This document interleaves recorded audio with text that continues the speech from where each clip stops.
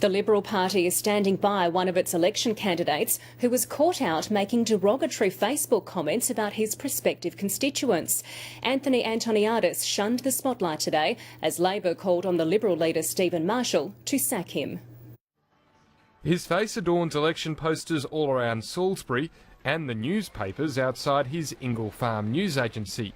But the Liberal candidate for Ramsay is nowhere to be seen. Anthony A is upset, he's remorseful for the mistake that he's made, and that's his position. We support that particular position. That mistake, a string of unsavoury Facebook posts, some dating back 4 years, suggesting Salisbury residents are work-shy, low-class and criminals. One post from earlier this month refers to the odour of a customer at the local supermarket.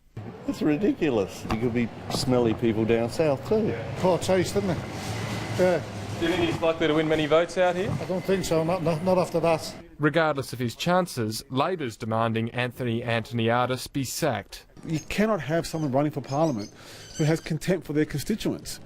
If Mr Marshall stands by this candidate, he's got contempt for South Australia. But the Liberals are continuing to endorse their candidate in Labor's safest seat, even if they don't endorse his comments. He's a young man who's doing a favour for the Liberal Party by standing in a safe Labor seat.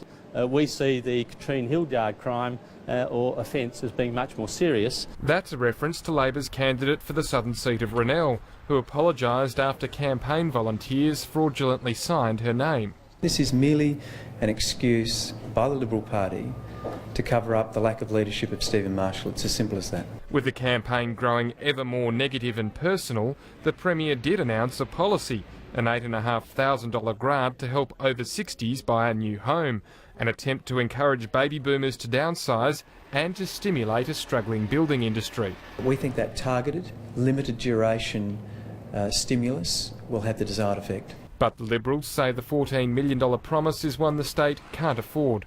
Nick Harmson, ABC News, Adelaide.